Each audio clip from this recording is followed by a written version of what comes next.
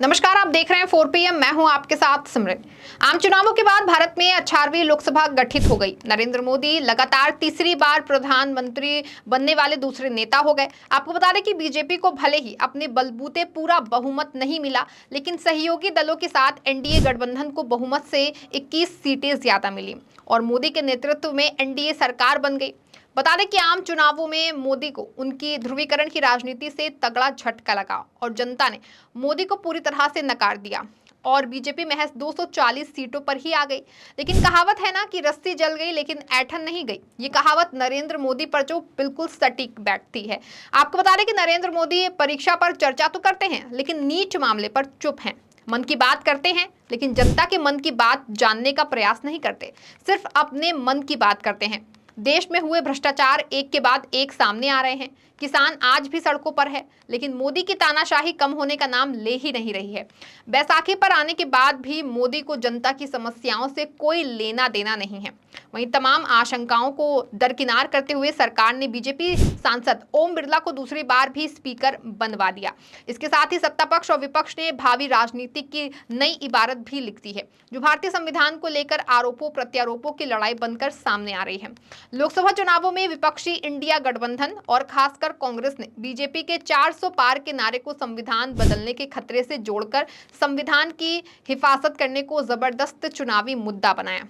वहीं चुनावों में बीजेपी को 63 सीटें गंवानी पड़ी और चुनावों में प्रधानमंत्री नरेंद्र मोदी से लेकर पूरी बीजेपी राहुल गांधी और कांग्रेस के इस हमले का कारगर जवाब नहीं दे सकी। नई लोकसभा में सांसदों के शपथ ग्रहण के दौरान कांग्रेस समेत इंडिया गठबंधन के ज्यादातर सांसदों ने संविधान की छोटी प्रति हाथ में लेकर जय संविधान का नारा लगाकर ये साफ कर दिया कि संविधान का मुद्दा सिर्फ चुनावों तक नहीं था, ये आगे भी रहेगा। आपको बता दें कि लोकसभा चुनावों के बाद होने वाले महाराष्ट्र, हरियाणा, झारखंड, जम्मू कश्मीर, दिल्ली और बिहार विधानसभा चुनावों में भी अगर संविधान का मुद्दा चल गया और दलितों, आदिवासियों, अति पिछड़ों ने इंडिया गठबंधन की तरफ रुख कर दिया तो बीजेपी को इन सभी राज्यों में जबरदस्त नुकसान हो सकता है।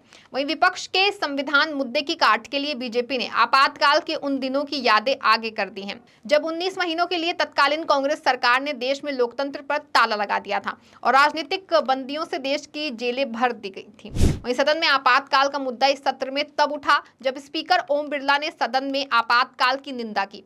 बता दें कि सदन में लाए निंदा प्रस्ताव को बिरला ने पढ़ा और प्रस्ताव के जरिए कांग्रेस को कटघरे में खड़ा करते हुए आपातकाल की ज्यादतियों और जुल्मों का जिक्र विस्तार से किया। वहीं 50 साल बाद आपातकाल का जिक्र करके मोदी अपनी कमी को छिपाने की कोशिश कर रहे हैं, फिर अपने विकास के बारे में क्यों नहीं बता रहे हैं। सदन में भी अनर्गल मुद्दों पर बात करके अपनी कमी को मोदी के द्वारा छिपाने की कोशिश जारी है, लेकिन विपक्ष भी मजबूत स्थिति में है और सरकार को आईना दिखाने का काम कर रहे हैं।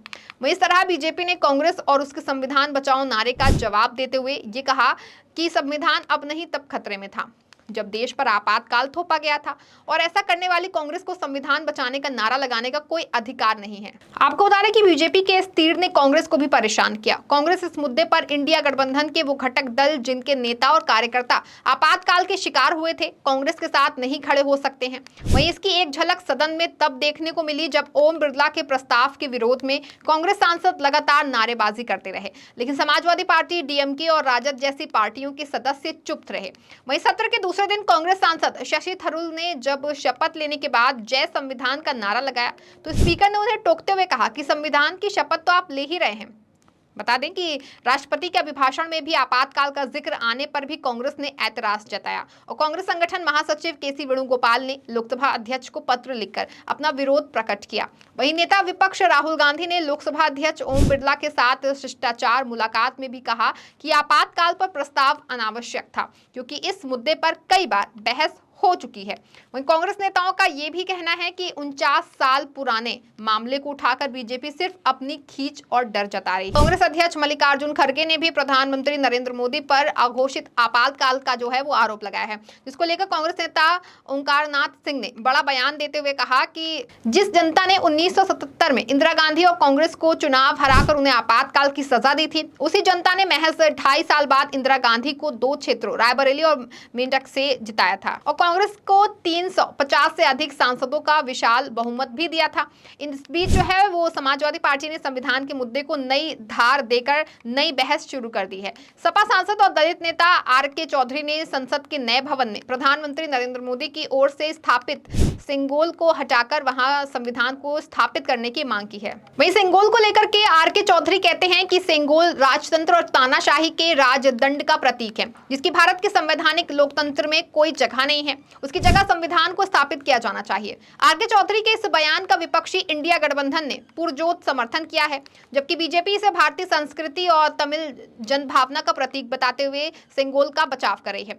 उधर बीजेपी आपातकाल के मुद्दे को जनता तक ले जाने की तैयारी कर रही है। इसके लिए देश के हर जिले और चुनाव क्षेत्र में जनसभाएं आयोजित की जाएंगी, जिसमें बताया जाएगा कि कैसे कांग्रेस ने आपातकाल लगाकर संविधान का गला घोटा था। बता दें, बीजेपी की कोशिश है कि दलितों, आदिवासियों, पिछड़ों, जाति, अति पिछड़ों के बीच जो है वो संविधान बदलने का भ्रम जिस तरह कांग्रेस ने फैलाया है, उसकी काट आपातकाल के तीर से ही की जा सकती है, क्योंकि कांग्रेस के पास इसका कोई जवाब ही नहीं है। वहीं कांग्रेस मानती है कि आपातकाल के बाद 1980, 1984, 1991, 2004 और 2009 के लोकसभा चुनाव में कांग्रेस को जनता अपना जनादेश दे चुकी है।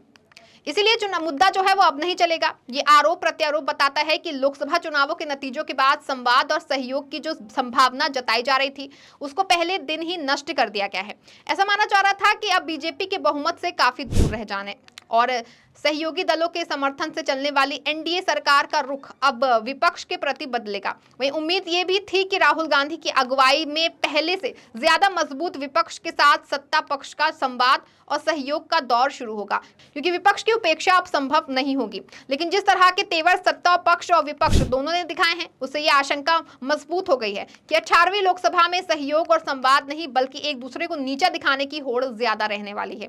वहीं सरकार का साफ संदेश है कि भले ही मीडिया, राजनीतिक विश्लेषक उससे पहले की तुलना में कमजोर बोले, लेकिन अब वो भी उतनी ही मजबूत और ताकतवर है जितने पहले थी। दूसरी तरफ जो है विपक्ष ने ये संदेश सरकार और देश को दिया है कि 10 साल तक जो मनमानी सत्ता पक्ष ने की है अब वो नहीं चलेगी, क्योंकि अब विपक्ष भी मजबूत है। विपक्ष का कहना है कि भले ही सदन में संख्या बल सरकार के पास ज्यादा है, लेकिन मनोबल उनके पास ज्यादा है, क्योंकि सत्ता पक्ष की सीटें कम हुई हैं और विपक्ष के सांसदों की संख्या में अच्छी खासी बढ़ोतरी हुई है।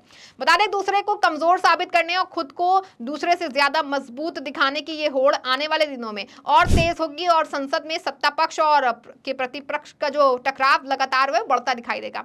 बता दें कि नई लोकसभा में राहुल गांधी का नेता प्रतिपक्ष बनकर आना भी बड़ी राजनीतिक घटना है। पिछले करीब 2 सालों में राहुल गांधी खुद में जिस तरह के बदलाव लाए हैं, वो एक आक्रामक विपक्षी नेता के रूप में उभर कर आए हैं। राहुल गांधी प्रधानमंत्री नरेंद्र मोदी और उनकी सरकार को हर मुद्दे पर निशाने पर ले रहे हैं। लोकसभा चुनाव में जिस तरह राहुल गांधी ने इंडिया गठबंधन के दूसरे नेताओं के साथ अपनी समझदारी बनाई है, उसने भी उन्हें स्वीकार्य बनाया है। अब वो लोकसभा में विपक्ष के नेता के रूप में प्रधानमंत्री मोदी के सामने होंगे। वहीं सीबीआई और सीवीसी, चुनाव आयोग जैसी संस्थानों की चयन समितियों के सदस्य के रूप में प्रधानमंत्री के साथ बैठकें और महत्वपूर्ण सरकारी कार्यक्रमों में उन्हें बतौर नेता विपक्ष आमंत्रित किया जाएगा। आपको बता दें कि राहुल और मोदी के बीच जिस तरह खट्टे मीठे रिश्ते हैं, उनसे भी लोकसभा के भीतर खासी गर्मा गहमी जो है वो देखने को संभावना है। बता दें कि आने वाले दिनों में राहुल और निखर के सामने आएंगे और सदन में जनता के मुद्दों को लेकर सरकार से जवाब मांगेंगे, लेकिन अभी तक सरकार जनता के मुद्दों से भागती ही रही है। वहीं आने वाले समय में विपक्ष अपनी बातों को मजबूती के साथ रखेगा और मोदी को अब अपने 10 सालों के कामों का हिसाब देना ही पड़ेगा। इस खबर में फिलहाल बस इतना ही। ऐसी तमाम राजनीतिक खबरों के लिए बने रहें और देखते रहें 4 PM। धन्यवाद।